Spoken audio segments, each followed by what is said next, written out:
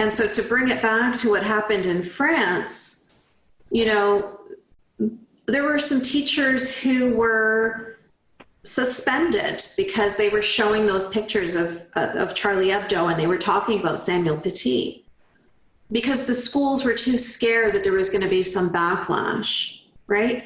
That's really 100% the wrong reaction. The right reaction was what I saw happening in some cities in France, where they were projecting these cartoons on buildings. That's exactly what you need to be doing.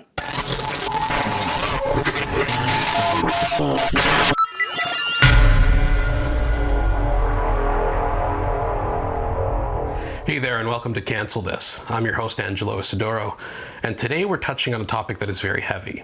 There have been a number of attacks happening in France and in Austria and all over Europe, and they're related to Islamic terror. I want to know more about the situation, not only these specific events, but the overall psychology of what is going on here. These things have been happening for a while, and they're starting to happen again.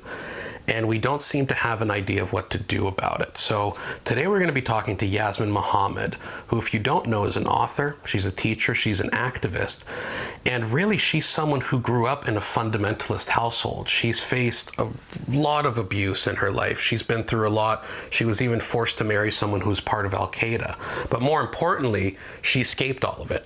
She freed herself, she freed her kid, she just became a beacon of light for a lot of people who are going through fundamentalism, and now she's a voice, and she really put pen to paper as well. She wrote this book called Unveiled. It's available on Amazon. That's Unveiled on Amazon. I know I recommend books a lot, but I highly recommend this one. It's really fantastic, and I'm not just saying that because she's a friend. So with that said, we're going to talk to her and learn a little bit more about the psychology of terror and Islam. So with that said, please listen. All right, Yasmine Mohammed, thank you so much for being on the program. Thank you so much for having me. So I wanted to talk to you about everything that's going on in Europe at the moment with France, with these terror attacks. But before I do that, I wanted to sort of get into your personal profile and really explain to people why you know a lot about this topic of radicalism and fundamentalism. I know there's a whole book's worth of information about you, which people should get. It's called Unveiled. But Literally. Could you give us yeah, exactly. So could you give us just a short version of your life and your journey? Sure. So born and raised in Vancouver, to a family where my parents were on the rocks, so they'd separated soon after I was born, and my mom got remarried to a man who was already married and already had 3 kids, but he took my mom on as his second wife, his second concurrent wife. So in Islam, you can have up to 4 wives. My mom was wife number 2. And that's unfortunately something that commonly happens in Canada. And the way that the men can afford to have all of these wives is they just put each of these wives on social assistance. And so that takes care of that wife and kids. And so, you know, that happens quite often, unfortunately, and the government turns a blind eye to that. And so I was one of those cases. And it was a very fundamentalist, sort of strict religious upbringing. And I went to Islamic schools, and I had to wear hijab at the age of 9. Hijab means, for a girl, you cover everything except for your face and hands. And then at the age of 19, I had to even cover my face and hands. And so that was a niqab, which I had to get this delivered from Saudi Arabia now, where it just covers your face and you wear these gloves and these thick socks. And I was married off to a man who my family said would be strong enough to control me, because I was the kind of person who was always questioning and pushing. And so they chose a man for me who was a member of Al-Qaeda, who had entered Canada with a fake Saudi Arabian passport. He's Egyptian. coming from Afghanistan to Canada with a fake Saudi Arabian passport. And he was allowed in and given refugee status. Wow. Yeah. And so shortly after being married to him, I got pregnant, had a little girl.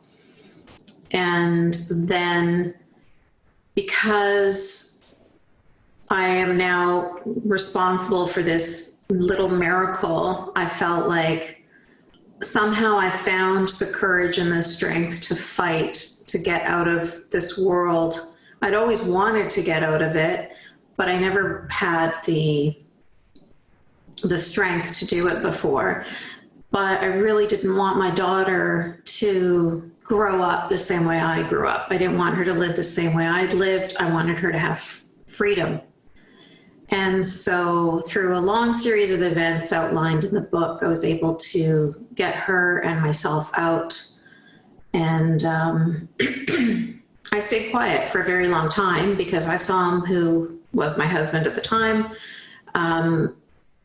I knew that he had a whole network of people, and I was afraid that he would, well, he promised me that he was going to kill me and that he was going to take our daughter. So that's what I was really afraid of. And I didn't actually leave the house until CSIS contacted me and showed me a picture of him behind bars in Egypt. And so that's when I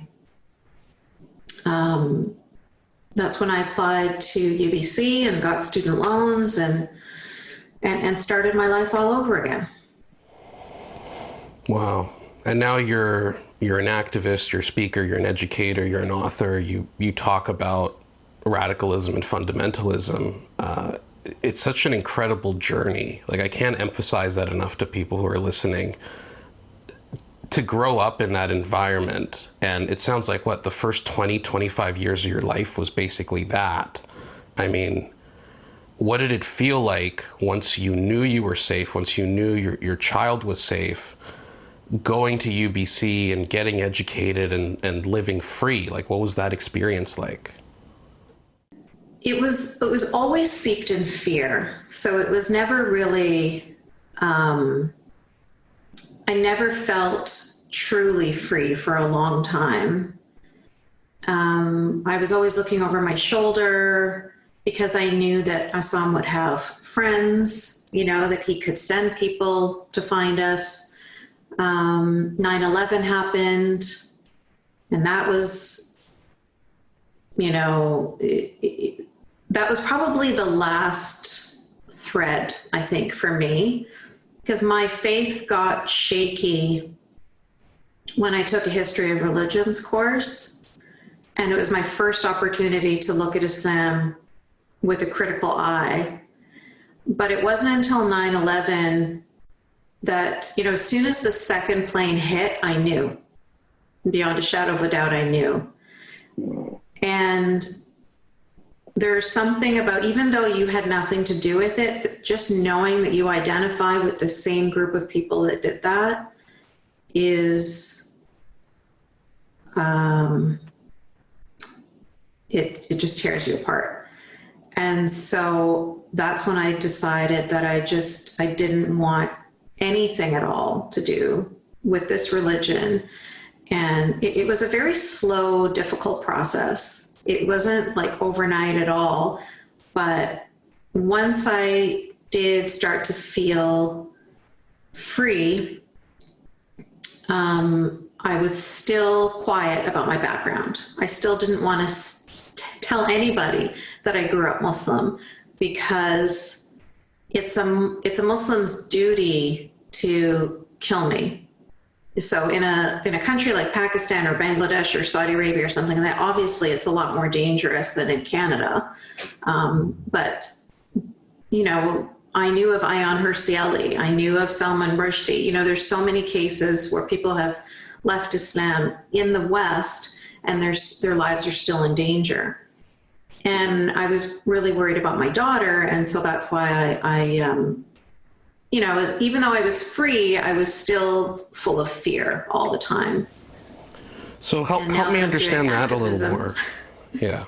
I was just going to say, so I know Salman Rushdie, he has like something called a fatwa on him, right? Where basically he's a target. Is this something that's part of Islam, where if you leave, if you apostatize, you're a target, like you're quite literally a target? Yeah, so Salman Rushdie was, he did have a fatwa from Iran, but, like Theo Van Gogh or Ayaan Hirsi Ali, like they didn't have necessarily fatwas from anybody, but yes, it is the Islamic law, so it is Sharia, that the statement from Prophet Muhammad says, he who leaves his religion, kill him. So in 15 Muslim majority countries, the state will execute you for leaving the country or for leaving the religion. But even if the state doesn't execute you, you're still in danger of other Muslims, other vigilantes who want to be good Muslims. And so they want to do the duty that their religion demands of them. So if you think of the recent happenings in France, the recent terrorism that went on there was no fatwa on Samuel Paty's head, but this, that 18-year-old boy knew that his religion demands that you execute or that you kill a person, you technically, specifically behead a person who insults the prophet. So even when it's not, I guess, official law, it's Islamic law. So Muslims who are aware of those laws and who have the, lack of humanity enough to go forward and listen to the demands of their religion, they will do it. So, and what you're referring to is recently there's been a terror attack related to Charlie Hebdo and cartoons of the Prophet Muhammad. This person was basically beheaded in broad daylight. I believe since then there have been a few other smaller attacks.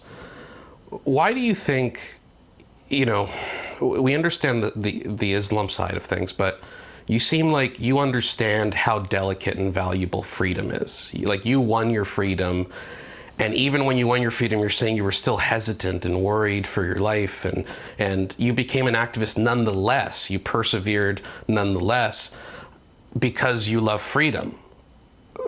What is it about the Western world that we don't understand the value of freedom? Specifically, what I'm alluding to is the fact that Prime Minister Trudeau came out and responded to the terror attack, saying, well, there's limits on free speech. You can't yell fire in a crowded theater.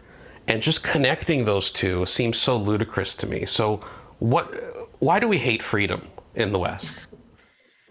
I think that the best way to describe this is the way Ayaan Hirsi Ali described it. And what she said is that people in the West today, not everybody, but in some Western countries, definitely in Canada, we're spoiled rotten. We're kind of like the trust fund kids that have never had to work for their money. They've always been wealthy. They've never had to worry, how am I going to pay the rent? Where's my next meal going to come from?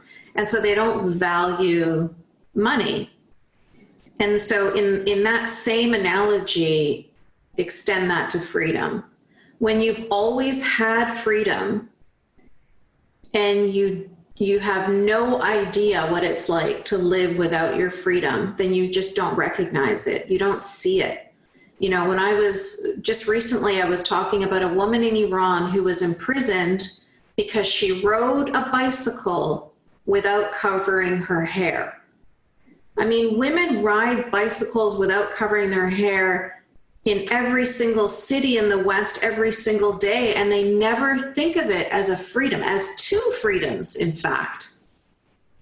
She was imprisoned for breaking the law for two things: for riding the bike, which is against the law, and for not covering her hair, which is against the law. So those of us who come from those societies, from those countries, from those communities that are so oppressive, We value every single tiny bit of freedom we have. So in my organization, Free Hearts, Free Minds, we help people who have left Islam but are still stuck in Muslim majority countries. And I was speaking to this woman from Saudi Arabia who is now in Montreal, Canada. And she was saying to me, I still can't believe I can wake up in the morning, put on whatever I want to wear, and open the door whenever I feel like it, and walk out of it and go wherever I want. I mean, it was like she was talking about, you know, unicorns and fairies. Like, it was just beyond belief how happy she was to have those basic freedoms that people in the West, woman in Canada would even think that those were freedoms, right? It would never cross her mind to value those things. But people like us, we value those things very much so. And we understand how important it is and how fragile these freedoms are. And we understand how viciously, how strongly, how violently people are fighting in an opposite direction, trying to reverse those freedoms. And so to bring it back to what happened in France, you know, there were some teachers who were suspended because they were showing those pictures of Charlie Hebdo, and they were talking about Samuel Paty, because the schools were too scared that there was going to be some backlash, right? That's really 100% the wrong reaction. The right reaction was what I saw happening in some cities in France, where they were projecting these cartoons on buildings. That's exactly what you need to be doing. You're saying, no, we will, you know, we have this show of strength. We have this show of power. We're not hurting anybody. We're not going to, you know, we're not going to use violence like you did, but we are also not going to be bullied into submission. We will show these cartoons. In fact, we will show them 15 feet tall. And that's what should have happened. That we should have, in every single school, they should have been sharing those cartoons. Every single teachers union should have been in solidarity with France.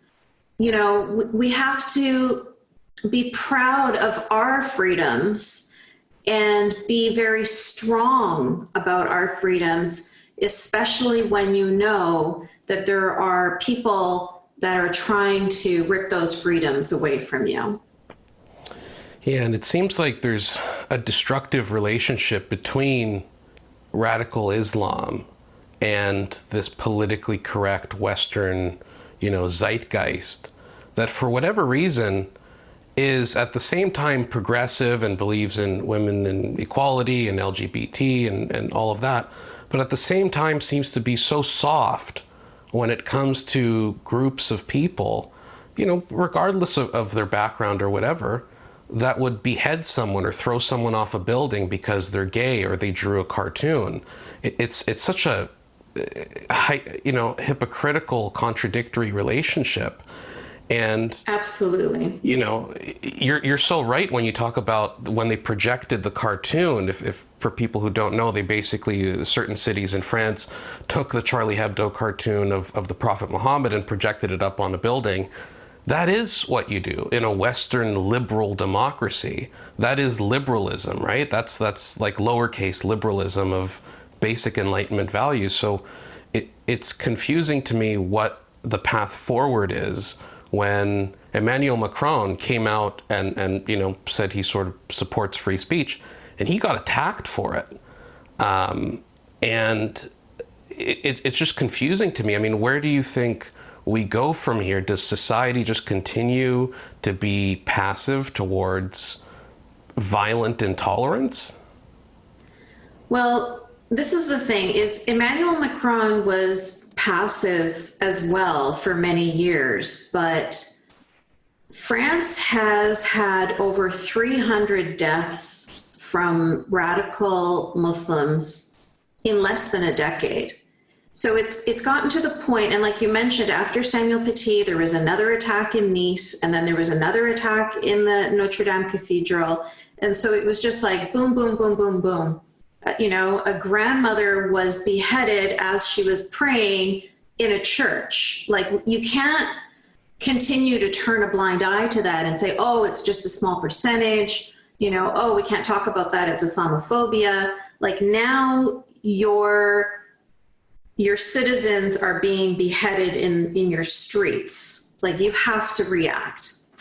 And so he didn't have the luxury of turning a blind eye to it anymore, or that cultural relativism or the moral relativism that happens in Canada and America and the UK, and that was happening in France for a long time up until recently. So I'm glad to see that he is responding finally. He's shutting down mosques, he's sending, he's deporting people. He's doing all the right things, finally. It's just too bad that so many people had to lose their lives before that had to happen. Like, rivers of blood had to flow before he got it. And that's kind of where we're at in Canada, is that we didn't have those rivers of blood. So we're living in the ignorance is bliss luxury. So one thing I didn't talk about was how when I was 12 years old, I went to one of my teachers who actually wrote the foreword in my book, and I told him about how I was being abused at home. And it went to the police, and it went to child services, and it went to the courts, and eventually the judge said to me, yeah, obviously hanging you up upside down in the garage and whipping you is not the best way to discipline children in Canada, but that's your family's culture, and that's how they choose to discipline you. So, so be it. So that's insane. That's shocking to hear that. And that is still continuing today, because like you said, they don't recognize the danger when it is coming from just this one perspective. Do you know what I mean? Like, if there were 15 Christian majority countries that were executing people for being gay, you best believe we'd be hearing about that, right? Yeah, but yeah, and it's almost they're like also majority countries, mum's the word. Yeah, I was just going to say, like, it's almost like they're infantilizing Muslims or something like that, where they're basically saying, well, yeah, they beat this person, but they don't know any better. That's their culture. It's like, well, what is the standard of humanity that we hold? Like, why is that based on culture? Why is that just seems so bizarre to me. And I guess they conflate it with race as well, but yeah. You're right. And then not only when they infantilize Muslims, what they're also doing is they are empowering this oppression to continue. They're supporting it. They're facilitating it. If you're not going to speak about these countries that are executing gay people, then you're complicit in that. If you're going to be the judge that tells a girl with brown skin, oh, sorry, that's your luck, you just have to put up with your family abusing you, but you wouldn't say the same thing to a girl with blonde hair and blue eyes, you would protect her, right? It's just like FGM in the UK. They turn a blind eye to it. Hundreds of girls every year are getting cut with razors. Nothing happens to their families.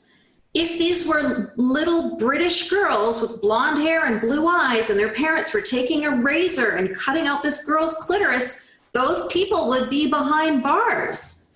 But because they're Somali or they're Egyptian or they're whatever from some other country, then it's like, oh, no, leave that girl. She doesn't matter. She's not as important. She's not as valuable. That's really what it comes down to. Like, they don't, in their earnest attempt to be culturally sensitive, they're not recognizing that they are enabling more victims to be victimized. And I think it comes, like you said, it's from a place of not wanting to be racist or whatever, but it's actually viciously racist in the end. Like what that judge did to me cannot be described as anything other than vicious racism.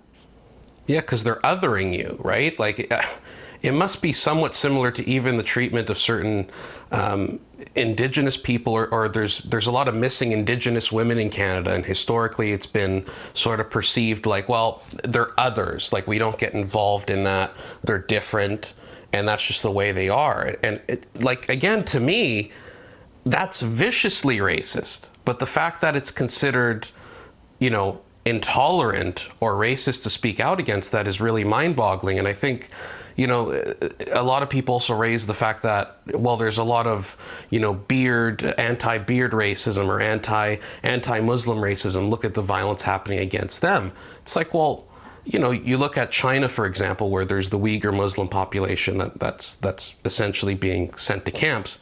We can say that's bad. That's bad. I don't like that. You don't like that, I don't think. So we're allowed to say we're against any type of group of person getting killed over or getting mutilated. I mean, you mentioned female genital mutilation. If you sit down and explain that to someone, I don't understand how an average Canadian could ever be tolerant of it. But yet when it's in the media and it's broad in the culture, everyone is silent. And that's why I think, you know, the teacher you mentioned is a hero, even though the court in the end, you know, settled tough titties, basically. That's just, you know, you're different, so, you know, I'm not touching this. People like your teacher who saw something wrong, saw something that does not work in a democracy, in a liberal democracy. We need more people like that. And it's not a conservative, liberal, whatever thing. That's just, do you believe in Western Enlightenment values? So how do we get more people to be heroic like that? All they need to do is treat people as human beings and not as groups, right? So when you look at a little girl or a little boy who's being abused, don't question, what's your ethnicity? What's your religion? You know, it doesn't matter. The bruises will be just as black and blue, right? The psychological trauma will not be any different. If this kid comes from a Christian family or a Jewish family or a Hindu family, it's irrelevant. And so in their constant grouping of people and not recognizing that we all have a shared humanity, and that's what's important. That's what matters. You know, they need to recognize that when they turn a blind eye to an atrocity, when it's happening to a person from a Muslim family versus really paying attention to it if it were happening to a person from a non-Muslim family, they need to recognize that that makes them the bigots, right? Like when you turn a blind eye to that, or when you excuse that, that makes you the bigot. If you can recognize that if you are somebody who stands for feminism, for women's equality, and who is against rape culture and is against victim blaming and is against slut shaming and is against modesty culture, purity culture, all of that stuff. But you're going to celebrate the hijab, which is a physical representation of all of those things. You're going to put a Nike swoosh on it. You're going to put it on Barbie's head. You're going to put it on the cover of magazines. Like, that makes you the hypocrite, and it makes you the bigot by doing that. And I don't think that they have ever even taken the time to realize that or to see that, right? They'll go on and on and on about a Christian baker who refused to bake a cake, but they won't say a word about all of the Muslim people that are living in these countries where they could legally be executed. Like, we have a whole month for Pride. and that never comes up. Nobody wants to touch it. Don't those people matter? Why don't their lives matter? Why is it only if you're gay in America or gay in Canada? Then we're going to talk about it. Yeah. Well, they won't even touch it at all, right? I mean, you mentioned feminism. Like, I know so many feminists who will talk about the wage gap and patriarchy and so on and so forth. And I'll say, okay, but what are your thoughts on what's happening in Saudi Arabia right now, female genital mutilation? They won't even touch it. It's like, you can talk about the wage gap or whatever, but why won't you even address why won't you lobby? Where are the feminists saying, you know what, maybe we shouldn't be doing oil trade with countries that mutilate women's genitals and torture them? Like, at where? Least if you're gonna, right? But I mean, at least if you're not, at least if you want to turn a blind eye to it and not talk about it and ignore it, I mean, that's deplorable, but that's fine. That's your business. But to actually support it is like a whole other, like, I can't keep quiet about that. Like, now you're actually supporting the oppression of women as you yourself are pretending to be a feminist and are going on and on about your minutia issues, but you're supporting these massively oppressive issues for other women, not for you, right? For other women, I'll support rape culture, but for me, I'm going to complain about manspreading. And it's a totally different level. Totally different level. You're ignoring, you're supporting this mountain of oppression, and you're just paying attention to this little molehill, and you're like, let's focus on dealing with this problem right here. You know, France, like you said, it seems like they've now crossed an invisible line, or a line painted with the blood of over 300 people. Is that the only way that we're going to learn as a country? Like, okay, France is there now.